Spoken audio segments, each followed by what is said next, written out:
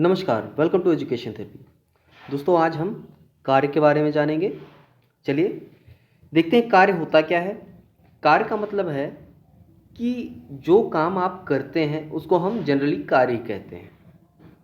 चाहे आप सोचने का काम कर रहे हो, चाहे चलने का कर रहे हो या कोई और कार्य कर रहे हो, सामान्यतः उसको हम कार्य ही कहते हैं। लेकिन विज्ञान की भाषा की अगर बात करें, विज्ञान में कार्य की परिभाषा क्या है? विज्ञान में हम कहते हैं, आप अगर किसी वस्तु पे कार्य कर रहे हैं तो उस वस्तु में विस्थापन होना चाहिए। कार्य कब होगा? जब आपके शरीर में या आपके अंदर ऊर्जा होगी। ऊर्जा होगी तब आप बल लगाएंगे, और जब आप किसी वस्तु पे बल लगाएंगे तो वो वस्तु विस्थापित होगी।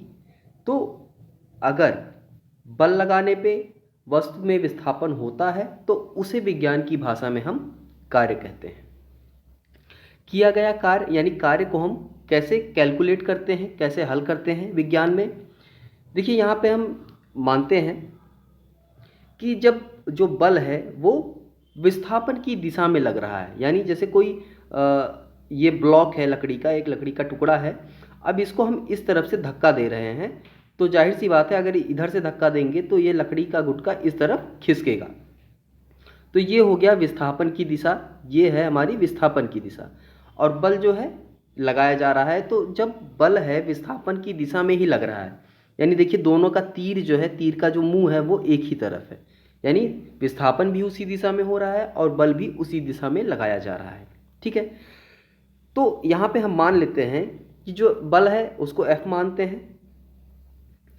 उसके बाद जो दूरी है, यानी वस्तु जो है वो जितना दूर विस्थापित होती है उसको हम यस मानते हैं, और जो किया गया कार्य है उसको हम डब्लू मानते हैं। तो जो परिभाषा है, परिभाषा के हिसाब से जो कार्य की परिभाषा होती है उसमें होता है, ये कहा जाता है या कहा गया है विज्ञान में कि जो कार्य है वो बल तथा विस्थापन के गुणनफल के बराबर होती है। बल क्या है? बल हमारा F है और विस्थापन क्या है? S है। इन दोनों के गुणनफल के बराबर होता है हमारा W। ठीक है, तो ये हो गया हमारा कार्य निकालने का फॉर्मूला। किया गया कार्य बराबर बल गुणे विस्थापन, या जिसको हम डिनोट करते हैं W बराबर F इंटू S। ठीक है, चलिए, तो ये तो हो गया एक तरीका कार्य को हल करने का, कार्य निकालने का, जो इसका परिमाण या जो भी कुछ है वो। इसकी यूनिट की बात करें अगर हम, तो यहाँ से आप देख रहे हैं F को हम कैलकुलेट करते हैं न्यूटन में, और यस दूरी है तो दूरी की इकाई होती है मीटर। तो जो कार्य की इकाई होती है वो होती है न्यूटन मीटर, या इसी को हम कभी कभी जूल भी कहते हैं। ठीक है, तो इसका जो मात्रक है ये न्यूटन मीटर या जूल दोनों होते हैं। ठीक, चलिए, तो ये मात्रक हो गया इसका कार्य का। अब एक चीज़ यहाँ पे हम देखते हैं, यहाँ पे एक इम्पॉर्टेंट बात ये है कि जब बल विस्थापन की दिशा के विपरीत दिशा में लगता है, अभी तक हमने देखा एक लकड़ी का टुकड़ा था और बल इस दिशा में लग रहा है तो वस्तु जो है वो भी इसी दिशा में चल रही है।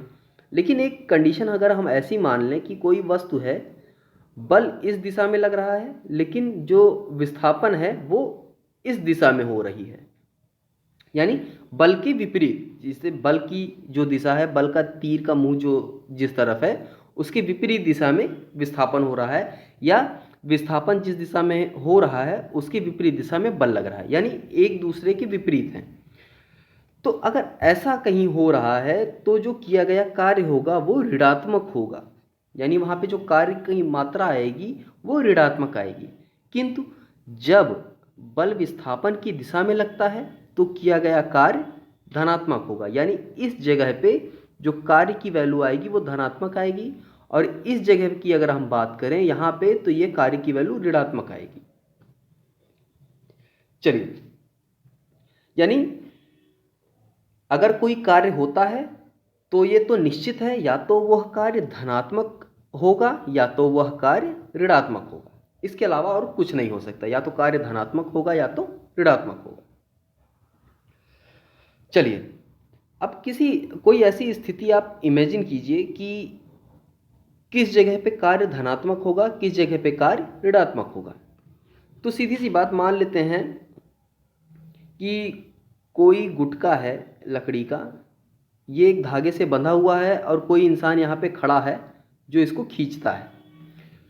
तो ये खींचेगा तो बल किस तरफ लगेगा, जब ये अपने हाथ से खींचेगा तो बल इस तरफ लगेगा, और वस्तु का विस्थापन किस तरफ होगा, इसी तरफ होगा। यानी दोनों की दिशा एक है, यानी यहाँ पे कार्य क्या होगा, धनात्मक होगा। लेकिन एक ऐसी कंडीशन सोचिए जहाँ पे बल या कार्य एक दूसरे के विपरीत कार्य करते हो। कोई ऐसी कंडीशन दिमाग में आ रही है आप लोग के?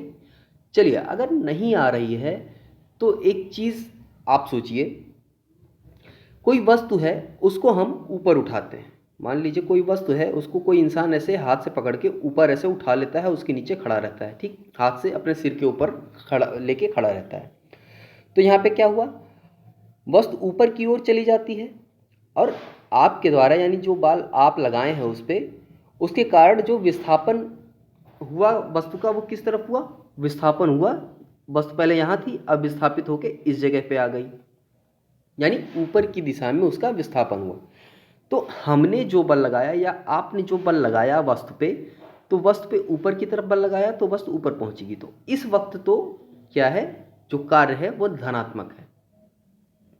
लेकिन पृथ्वी हमको पता है कि हर वस्तु को नीचे की तरफ खींचती है, ठीक, नीचे की तरफ खींचती है। तो वस्तु को तो हमने उठा दिया ऊपर, लेकिन पृथ्वी क्या कर रहा है, नीचे की तरफ गुरुत्वाकर्षण बल लगा रहा है। तो यहाँ पे बल क्या है, निगेटिव बल, सॉरी, बल यहाँ पे उल्टी दिशा में है। तो यहाँ पे जो वस्तु है वो बल के विपरीत दिशा में है, यानी जो विस्थापन है वो निगेटिव है। विस्थापन जो हुआ वो निगेटिव हो गया, क्योंकि हमने वस्तु को ऊपर की तरफ उठाया तो दिशा ये थी, और जो गुरुत्वाकर्षण बल लग रहा है वो नीचे की तरफ लग रहा है, तो दोनों की दिशा क्या है, उल्टी हो गई। तो यहाँ पे विस्थापन हमारा निगेटिव हो गया।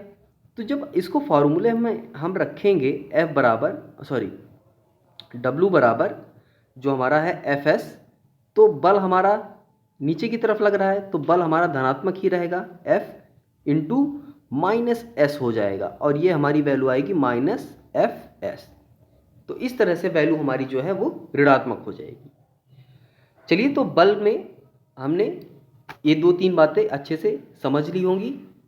उम्मीद है आपको समझ में भी आया होगा। अगर कहीं कोई डाउट है आपको तो आप कमेंट बॉक्स में पूछ सकते हैं। चलिए, तो आज के लिए बस इतना ही, मिलते हैं नेक्स्ट वीडियो में, तब तक के लिए धन्यवाद।